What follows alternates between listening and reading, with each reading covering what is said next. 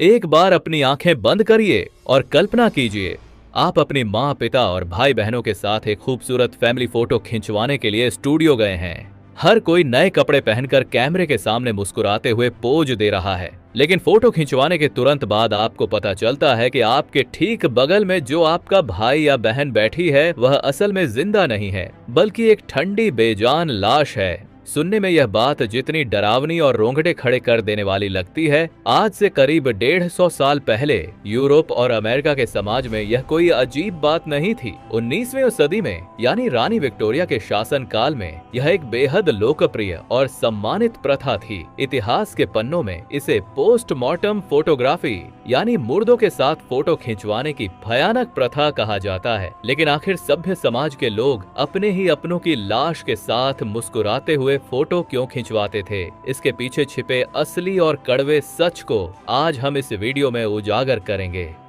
इस रहस्य की गहराई में जाने के लिए हमें सबसे पहले 18,000 के उस काले दौर में वापस जाना होगा। उस समय आज की तरह आधुनिक मेडिकल साइंस या एंटीबायोटिक्स मौजूद नहीं थे। नतीजा ये होता था कि हैजा, टाइफाइड, टीबी और स्कारलेट फीवर जैसी महामारियों की वजह से हर दिन हजारों लोग मारे जाते थे। और सबसे दुखद बात यह थी कि इन बीमारियों का शिकार होने वालों में आधे से ज्यादा मासूम छोटे बच्चे हुआ करते थे। आज के समय में हमारे पास स्मार्टफोन है, हम जब चाहें दिन में सैकड़ों तस्वीरें या वीडियो खींचकर यादें संजो सकते हैं। लेकिन उस दौर में कैमरा एक बिल्कुल नया आविष्कार था। डैग्रोटाइप तकनीक के जरिए तब फोटो खींची जाती थी, जो बेहद जटिल और आसमान छूने जितनी महंगी थी। एक आम मध्यम वर्गीय या गरीब इंसान के लिए जीते जी कभी स्टूडियो जाकर फोटो खिंचवाना मुमकिन ही नहीं था। इसलिए जब परिवार का कोई सदस्य या बच्चा अचानक मर जाता, तो माता पिता के पास उसकी याद रखने के लिए कोई तस्वीर नहीं होती थी। इसी गहरे दुख और आखिरी याद को हमेशा के लिए सहेजने की तड़प ने इस अनोखी प्रथा को जन्म दिया। एक मृत शरीर को कैमरे के सामने बिल्कुल जीते जागते इंसान की तरह दिखाना कोई आसान काम नहीं था। इसके लिए उस दौर में कुछ खास फोटोग्राफर होते थे जो लाशों को सजाने के काम में माहिर थे। किसी इंसान की मौत के तुरंत बाद, इससे पहले कि उसका शरीर पूरी तरह अकड़ जाए, जिसे विज्ञान की भाषा में राइगर मॉर्टिस कहा जाता है, उस शव को स्टूडियो लाया जाता था या फोटोग्राफर खुद उनके घर पहुंच जाता था। इसके बाद शुरू होता था असली खेल। मृत व्यक्ति को उसके सबसे खूबसूरत और नए कपड़े पहनाए जाते थे। क्योंकि मौत के बाद इंसान का शरीर पीला और बेजान पड़ जाता है, इसलिए उनके गालों और होठों पर हल्का मेकअप और गुलाबी रंग लगाया जाता था, ताकि ऐसा लगे कि शरीर में अभी भी खून दौड़ रहा है।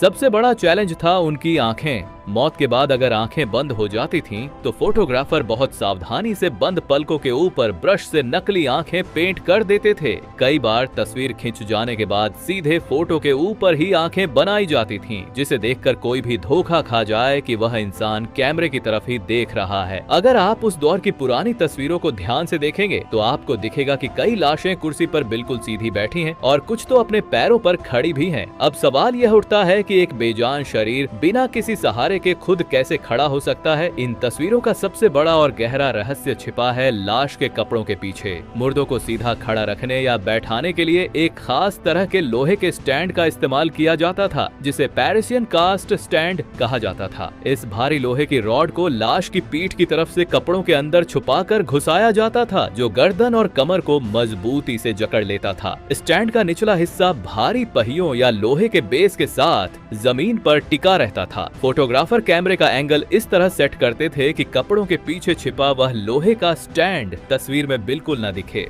पोस्टमार्टम फोटोग्राफी में मुख्य रूप से 3 तरह के पोज दिए जाते थे। पहला था गहरी नींद या स्लीपिंग पोज। इसमें शव को बिस्तर या सोफे पर इस तरह लेटाया जाता था जैसे वह बस अभी अभी गहरी नींद में सोया हो। छोटे बच्चों के लिए यह पोज सबसे ज्यादा इस्तेमाल होता था। दूसरा था अलाइव पोज या एक्टिव पोज। इसमें मृत व्यक्ति को कुर्सी पर बैठाकर उसके हाथ में कोई किताब या अखबार थमा दिया जाता था, मानो वह पढ़ाई कर रहा हो। और तीसरा पोज, जो सबसे ज्यादा दिल दहला देने वाला है, वह था फैमिली पोज। कई तस्वीरों में दिखता है कि 4-5 जीवित भाई बहन सोफे पर बैठे हैं और उनके ठीक बीच में उनकी एक मृत बहन को बैठा दिया गया है। माता पिता अपने मृत बच्चे को गोद में लेकर बड़े प्यार से बैठे हैं। सोचकर ही रोंगटे खड़े हो जाते हैं कि जो बच्चा अब कभी बात नहीं करेगा, जिसका शरीर बिल्कुल बर्फ की तरह ठंडा पड़ चुका है, उसे गले लगाकर घंटों कैमरे के सामने बैठना पड़ता था, क्योंकि उस जमाने में एक परफेक्ट फोटो के लिए करीब 20 से 30 मिनट तक बिना हिले डुले बैठना पड़ता था। जीवित लोगों के लिए इतनी देर स्थिर रहना मुश्किल होता था, लेकिन वह मृत शरीर बिल्कुल परफेक्ट पोज देता था। 20वीं सदी की शुरुआत के बाद से मेडिकल साइंस ने तेजी से तरक्की की। पेनिसिलिन और नई दवाओं के आने से महामारियों से होने वाली मौतों का आंकड़ा अचानक बहुत कम हो गया। इसी के साथ टेक्नोलॉजी बेहतर हुई और बाजार में कोडक कंपनी के सस्ते और छोटे कैमरे आ गए। अब फोटो खिंचवाना बेहद आसान और हर किसी के बजट में आ गया था। लोग जीते जी ही अपनी हजारों तस्वीरें खींचने लगे, जिससे मौत के बाद लाश को सजाकर फोटो खींचने की इस दर्दनाक प्रथा की जरूरत ही खत्म हो गई। धीरे धीरे समाज ने इस प्रथा को अशुभ और डरावना मानना शुरू कर दिया और एक वक्त आया जब यह पूरी तरह से बंद हो गई। समय के साथ भले ही यह प्रथा इतिहास में दफन हो गई, लेकिन आज भी जब हम उन पुरानी तस्वीरों को देखते हैं तो मन में डर और सहानुभूति की एक अजीब सी लहर दौड़ जाती है। अपने प्रियजनों को खोने का गम इंसान से क्या कुछ नहीं करवा सकता। ये प्रथा इसी का एक जीता जागता सबूत है। इतिहास की इस खौफनाक प्रथा के बारे में आपकी क्या राय है? क्या आप कभी अपने किसी खास के जाने के बाद ऐसी तस्वीर खिंचवाने की सोच भी सकते हैं?